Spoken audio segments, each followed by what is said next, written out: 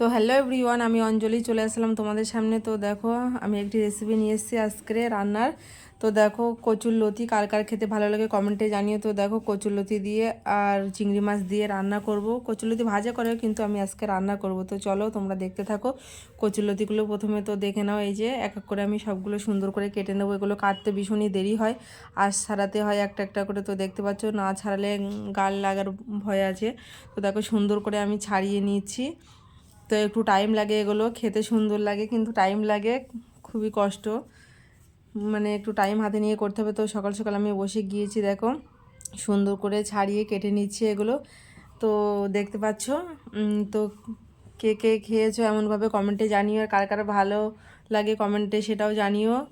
তো একবার হলেও বাড়িতে ট্রাই করে দেখো, আর ভালো লেগে থাকলে ভিডিওটা লাইক কমেন্ট শেয়ার করো। খেতে খুবই টেস্টি হয়েছিল, সুন্দর হয়েছিল। তো দেখো এ সাইডে গল্প করতে করতে আমি দেখো ধুয়ে নিয়েছি, মানে কেটে ধুয়ে পরিষ্কার করে নিয়েছি। এদিকে চিংড়ি মাছও ভেজে নিয়েছি, আদা রসুন বেটে নিয়েছি, আর এদিকে পেঁয়াজ লঙ্কা কেটে নিয়েছি। ফাইনালি কড়াতে তেল দিয়ে দিলাম, সর্ষের তেল। তো দেখো সর্ষের তেল দিয়ে দিয়েছি, তেলটা গরম হয়ে গেলে তারপরে আমি ওতে পেঁয়াজ লঙ্কা দিয়ে দেবো তেলে। তো দেখো যে যেমন লঙ্কা খাবে সে তেমন দেবে। তো আমি কাঁচা লঙ্কা দিয়ে করেছিলাম, আর গুঁড়ো লঙ্কাও দেওয়া যাবে কালারের জন্য। তো আমি কাঁচা লঙ্কা দিয়েছিলাম, পেঁয়াজ দিয়েছিলাম, আদা রসুন সবগুলো একসঙ্গে সুন্দরভাবে কষিয়ে নিয়েছিলাম।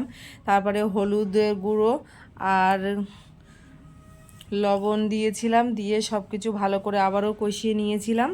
তো দেখতে পাচ্ছ সুন্দর করে কষিয়ে নিয়েছি, নিয়ে তারপরে ধুয়ে রাখা কচুরলতি আর আলুও দিয়েছিলাম একটু পাতলা পাতলা করে, না তাহলে গলবে না। আর কচুরলতি বেশি ঘেটাও যাবে না, মানে বেশি ঘেটে গেলে ভালো লাগবে না। তো আস্তে আস্তেই রাখতে হবে, ওই কারণে আলুগুলো ছোট করে দিয়েছিলাম।